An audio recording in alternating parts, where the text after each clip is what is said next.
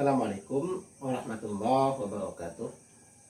Bismillahirrahmanirrahim. Alhamdulillahirabbil alamin wa bihi nasta'in wa ala umuri dunya waddin. Asyhadu an la ilaha illallah wa asyhadu anna Muhammadan abduhu wa rasuluhu. Allahumma shalli ala Muhammad wa ala alihi wa ashabihi ajma'in. Amma ba'du. Ya, dalam kesempatan kita kali ini kita kembali membahas tentang hukum Islam. Nah, pembahasan kita kali ini lebih kepada kita akan membahas tentang garis besar daripada hukum Islam itu sendiri ya, atau boleh juga kita membicarakan tentang ruang lingkup hukum Islam. Nah, sebagaimana di awal kita sudah pernah membahas bahwasanya hukum Islam itu terbagi menjadi tiga ya. Ada tiga pembagian daripada hukum Islam. Ini kita bahas di awal dulu, bahwa ada nanti hukum yang membahas tentang keyakinan umat Islam, makanya dikenal dengan sebutan hukum i'tiqadi ya. Kemudian nanti ada hukum yang membahas tentang perbuatan kaum muslimin, makanya dikenal dengan sebutan hukum amali. Dan nanti ada hukum yang disebut dengan membahas tentang masalah etika, masalah moral, dikenal dengan sebutan hukum akhlaki ya. Kita bahas lebih dahulu di awal begitu ya. Ada pembagian di sini ada hukum secara umum. Nanti hukum yang pertama membahas masalah i'tiqadi ya, membahas masalah i'tiqadi, masalah akidah ya. Ini masalah akidah, masalah keyakinan, bagaimana keyakinan kita kepada Allah Subhanahu wa taala. Ini ada hukum-hukumnya, ada ketentuan-ketentuannya ya, tentang akidah, tentang keyakinan. Kita membahas tentang Tuhan ya, kita membahas ya yang terkait dengan Tuhan ya, seperti sifat-sifat Tuhan dan segala macamnya, keesaan Tuhan. Nah, kemudian di sisi akidah juga kita membahas tentang para nabi ya, tentang nabi yang diutus pertama, Nabi Adam, dan hal-hal yang terkait dengan kenabian itu kita bahas dalam masalah akidah, keyakinan, termasuk juga masalah kitab-kitab. Di sini kita bahas di sini ya, masalah kitab, masalah malaikat dan seterusnya. Ini yang ilmu yang membahas ini, yang kita kenal, kita bahas terlebih dahulu, ini disebut dengan ilmu tauhid ya. Ini dibahas dalam ilmu tauhid, atau bisa juga ada yang menyebutnya dibahas dalam ilmu akidah. Ada juga yang menyebutnya ilmu kalam, dan ya terserah apa saja namanya, dan seterusnya. Ini bagian yang pertama, hukum yang pertama yang mengatur tentang akidah atau keyakinan ya. Tentang akidah, keyakinan, aturan-aturan itu dibahas dalam hukum i'tiqadi. Ilmunya nanti yang fokus ke sana, yang biasa kita kenal dengan sebutan ilmu tauhid ya. Ada yang menyebutnya ilmu akidah, ada yang menyebutnya ilmu kalam. Nah, pada bagian yang kedua membahas tentang amali ya, tentang amali, tentang amalan ya, tentang amalan atau tentang perbuatan para mukallaf. Nah, ini ketentuan hukum-hukumnya ini ya seperti yang kita bahas ya, yang dulu kita bahas ya, ilmu yang fokus tentang ini ya, ini namanya disebut dengan ilmu ya, ada yang punya fikih ya, bahas tentang fikih. Jadi di amalan ini kita membahas bagaimana ibadah ya, dan bagaimana kita membahas tentang muamalah dan seterusnya. Nah, ini kita bahas pada hukum amali. Nanti akan kita bicarakan lebih banyak tentang ini nanti. Nah, kemudian pada bagian yang ketiga ini membahas tentang khuluqi ya, tentang khuluqi, bicara tentang akhlak, atau yang bicara tentang etika ya, tentang moral. Ilmu yang bahas konsep tentang ini ya, kita tahu ini ilmunya ilmu akhlak ya, sebutannya mungkin disebut dengan ilmu akhlak. Ada juga yang menyebutnya dengan sebutan ilmu tasawuf ya, ada juga yang menyebutnya ilmu tazkiyah. Nah, boleh-boleh saja lah perbedaan penyebutan ini ya, indikasinya ya penamaan nama. Bisa saja mungkin satu fokus ilmu disebut dengan beberapa model lah nama. Ada yang menyebutnya ilmu akhlak, ada yang menyebutnya tasawuf, ada juga menyebutnya tazkiyah. Intinya bicara tentang akhlak. Nah, inilah sebenarnya aturan-aturan tentang akidah, ada aturan tentang perbuatan, ada nanti aturan tentang akhlak atau etika atau moral atau norma atau apa saja lah ya, tergantung istilah masing-masing dari kalangan para ahli yang menyebut tentang itu. Nah, fokus kita adalah tentang, karena kita yang lebih banyak bicara tentang hukum amali, ya. Kita tahu hukum amali nanti ya ada aturan yang membahas masalah ibadah. Ini kita bicara secara umum ya, secara umum ya, rinciannya yang bisa nanti dibaca dalam kitab-kitab yang disusun oleh para ulama yang fokus tentang amali atau hukum perbuatan ini, atau fokus kepada fikih ya. Ini kita fokus sana dulu, nanti silahkan baca di kitab-kitabnya para ulama.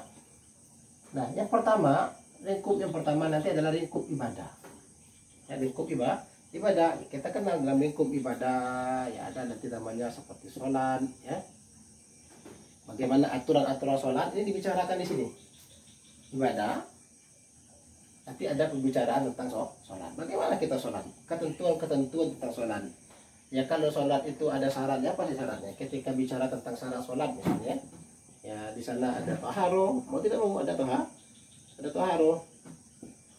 Taharo nanti kita ya bersuci daripada najis, apa saja najis yang wajib kita sucikan ya, misalnya terkena kotoran, terkena darah. Ya pembahasan lebih lanjut tentang najis ada di taharo yang merupakan syarat daripada sholat. Begitu juga nanti ada pembicaraan tentang hadas. Ya, najis itu kita tahu kan nanti ada najis ringan, najis sedang, najis berat. Begitu juga hadas nanti ada kecil, ada besar. Bagaimana cara menghilangkannya dibicarakan di taharo. Dan bagaimana cara kita beribadah, sholat, nanti ada pembahasannya di bagian ibadah. Ada hukum-hukum yang membahas tentang itu. Jadi samping itu di ibadah nanti juga ada kita bicara tentang puasa. Ya, bagaimana ketentuan tentang puasa ada. Begitu juga nanti bagaimana ketentuan tentang zakat. Ya, bagaimana pula ketentuan tentang haji. Dan hal-hal yang terkait dengan ini dibicarakan pada lingkupan yang pertama, yaitu lingkupan ibadah. Pada bagian ibadah kita membahas. Ini bagian yang pertama ya. Kemudian ya bagian berikutnya ada bagian muamalah. Ada bagian muamalah. Ya, kalau ibadah nanti fokusnya membahas tentang aturan kita, bagaimana kita beribadah kepada Tuhan. Nah, muamalah, bagaimana kita berhubungan dengan manusia lain. Ada aturan-aturannya, ada hukum-hukum yang menyangkut tentang itu. Ya misalnya ketika kita tentang jual beli, ada aturannya dalam Islam. Bagaimana ketentuan menjual, bagaimana ketentuan membeli. Ya kalau jual belinya nanti bersifat kontan. Ya kalau kontan kan tidak ada masalah lah, aman saja lah ya. Bagaimana kalau sekiranya penjualannya di dalam bentuk kredit, ya bertempo, kemudian barang apa yang boleh dijual. Kita bicara juga nanti sisi barang halal, barangnya seperti apa. Para ulama telah membahas itu ya, mereka menggali firman Tuhan, mereka menggali hadis Nabi yang terkait dengan hukum amalan tentang masalah jual beli. Mana yang barang yang boleh dijual, mana barang yang tidak boleh dijual, mana barang yang haram dijual, mana yang boleh ya. Kemudian kalau kontan bagaimana, kalau kredit bagaimana, ada aturan-aturan tentang itu. Tidak semua barang bisa dijual, ya, tidak semua barang bisa dijual. Karena nanti ada barang yang bagaimana kalau barang itu bukan milik dia, tidak boleh. Itu apalagi di zaman sekarang ya, jual beli. Kalau dulu mungkin sistem jual belinya di mana penjual bertatap muka dengan pembeli. Di masa sekarang seiring perkembangan teknologi, ya masuk lagi. Bagaimana kalau penjual dan pembelinya tidak berada di satu tempat? Mereka berada di tempat yang saling berjauhan, namun transaksi tetap berlaku. Ya, orang nyebutnya jual beli online masa sekarang ya. Ya mungkin bisa menggunakan platform yang berbeda. Ada yang menggunakan aplikasi Tokopedia, aplikasi Shopee, Bukalapak, dan seterusnya, dan lain-lainnya. Ini istilahnya jual beli. Pembahasan ini diatur dalam ketentuan hukum muamalah. Nanti ada juga aturan yang membahas tentang utang piutang. Ya, utang piutang ya, bagaimana pembahasan tentang utang. Ini ada pembahasan tersendiri di sini ya. Ya begitu juga ketika kita bicara tentang sewa menyewa, nanti ada pembahasannya di sini ya, pembahasan tentang bagaimana hukum atau ketentuan sewa menyewa, apa saja barang yang bisa disewa dan segala macamnya, tentang menghidupkan tanah dan masih banyak lagi. Dan ini dibahas dalam ruang lingkup yang kedua ya, atau ruang lingkup muamalah. Nanti ada ruang lingkup yang ketiga, Ya, ini bicara tentang munakahan. Ini bicara tentang munakahan ya. Atas sederhananya bicara tentang pernikahan. Apa saja terkait dengan pernikahan? Ya, proses lamaran, ada hukum-hukumnya, ada ketentuannya. Ya, atau orang bahasan ini pinang meminang, ada ketentuannya. Apakah sudah meminang itu sudah sah? Ya, sehingga bisa berlaku semau itu tidak ada aturan-aturannya. Nah, aturan ini dibahas dalam munakahat, tentang lamarannya, tentang mahar, ada ketentuan-ketentuannya, tentang pernikahan itu sendiri. Nanti kalau ada tentang hakimnya siapa, tentang wali, siapa yang boleh dinikahi, siapa yang boleh nikah, siapa yang tidak boleh dinikahi. Nanti ada yang orang-orang yang tidak boleh nikah, yang haram mereka untuk nikah. Ini bicarakan di sini. Kemudian bicara juga tentang cerai atau talak, apa saja ketentuan tentang cerai, tentang talak. Tahu nanti ya ada talak 1, talak 2, talak 3. Nanti ada sistemnya ya talak laknan dan segala macamnya. Yang itu dibicarakan pada bagian munakahan. Begitu juga nanti kalau terjadi perceraian tentang hak asuh anak juga dibahas di sini. Ya, hak asuh anak ketika suami menceraikan istri, siapa yang bertanggung jawab tentang hak asuh anak? Itu dibahas di sana. Jadi dibahas kemudian ketika tentang terjadi ada yang meninggal dalam satu hubungan ini, tentu ada harta waris, itu juga dibahas dalam kategori munakahan. Nah, ini ruang lingkup yang ketiga ya. Kemudian ruang lingkup yang keempat ya, ruang lingkupnya jinayat ya, atau boleh kita katakan ruang lingkup pidana. Nanti ada sanksi-sanksinya ya, ada sanksi bagaimana kalau seorang membunuh. Nanti kan ada ketentuan dalam masalah membunuh, apa hukum-hukum yang terkait dengan pembunuhan. Nanti ada pembunuhan yang disengaja, apa hukumnya. Ada pembunuhan yang seakan-akan seperti sengaja. Nanti ada pembunuhan yang memang tidak disengaja. Tentu ada aturan-aturan hukum ya, tentang pembunuhan ya. Misalnya juga tentang pencurian. Ada ketentuan hukumnya. Apakah semua pencuri itu dipotong tangannya? Tentu tidak. Ada ketentuannya. Apa yang dicuri? Berapa kadar yang dicuri? Nah, ada pembahasnya di sini. Ya, apa saja bentuk-bentuk pencurian itu? Apakah pencurian itu sama dengan perampokan atau tidak? Ya, termasuk juga nanti dibahas di sini tentang masalah zina. Ya, mungkin kalau dalam pernikahan juga ada terkait tentang zina sedikit, tapi kalau di sini tentang sanksinya, tentang apa namanya, sanksi apa yang dia terima, apakah dicambuk ya, kalau sekiranya yang berzina bujang gadis tentu ada sanksi cambuknya. Tapi kalau yang berzina itu orang yang telah menikah, tentu kategorinya beda lagi, ada hukuman rajam ya, dan segala macam. Nanti kita mengenal di sini yang bagian sadisnya itu ya. Ya, mungkin orang anggap nanti sadis ada pembunuhan, ada yang bunuh, hukum bunuh lagi ya, dipotong kepalanya di kisos ya, dan dipotong tangannya, dan dicambuk sekian puluh kali, dan dirajam sampai mati. Nah, pada poin ini poin sanksi-sanksi pidana.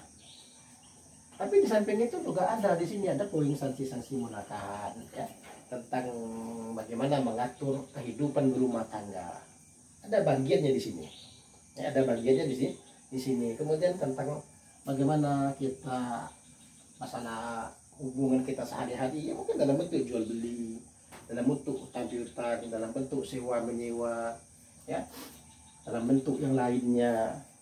Masalah upah mengupah, ini kan juga bagian daripada di sini, masalah upah mengupah. Ya, masalahnya jasa, transaksi jasa juga dibahas di sini. Apa saja yang jasa yang boleh diupahkan, apa saja yang boleh kita tawarkan jasanya, ini dibahas di sini ya, dan segala macamnya. Nanti kalau masalah atur kita beribadah dengan Tuhan ada di sini, dan ibadah ini pun juga tidak murni semuanya ke Tuhan. Ya kan, dari sisi hikmahnya itu juga kembali kepada manusia itu sendiri ya, seperti pada bagian zakat.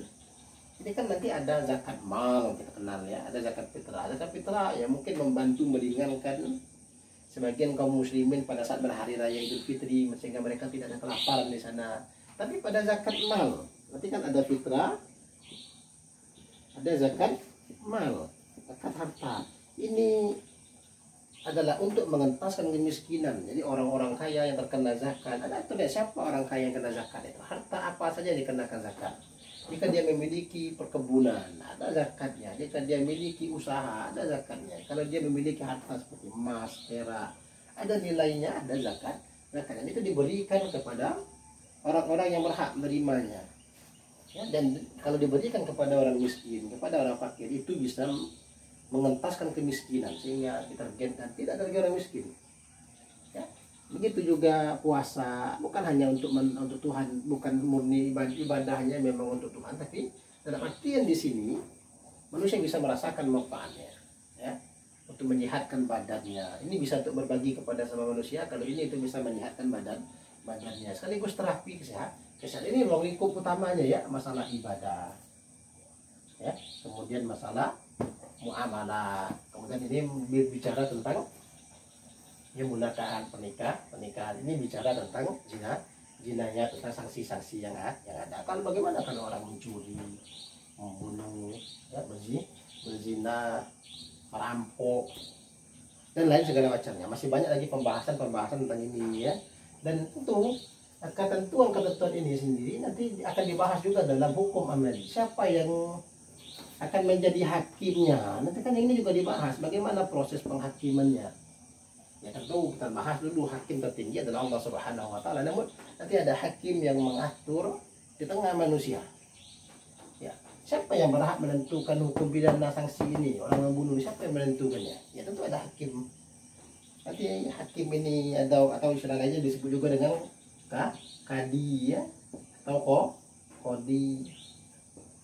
Nanti dia yang bertugas untuk menegakkan hukum di tengah kaum muslimin. Ya, dia menjadi penengah.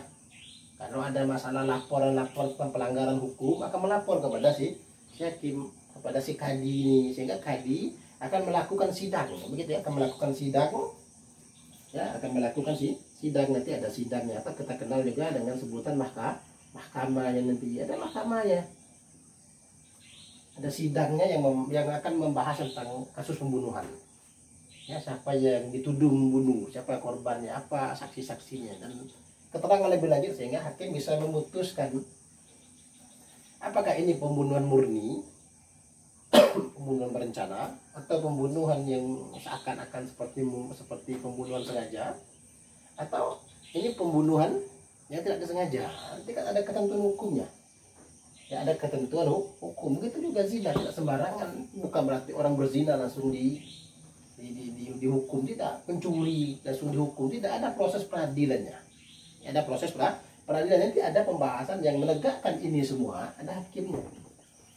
Sama juga nanti dalam kasus pernikahan ada hakimnya, ya, kepada siapa hakim bukan hanya bicara tentang ini saja, tidak. Hakim juga mengawasi tentang ini, ya, ketika ada yang bercerai, ketika ada yang terjadi, apalagi kalau sempat cerai ini, ya, cerai la'nan, menuduh zina dan segala macamnya, hakim akan memproses, buat laporan, nanti akan jadi sidang di hadapan hakim. Hakim akan mendengarkan keterangan daripada saksi tentang segala macamnya. Itu juga ketika ada sengketa dalam masalah keluarga, hakim jadi pendengarnya.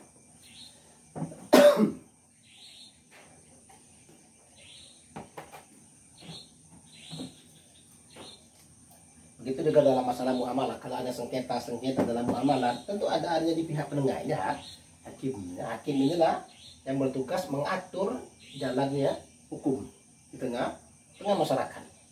Nah, inilah pembahasan kita, ya. Dalam pembahasan singkat ini kita bicara tentang ruang lingkup daripada hukum Islam.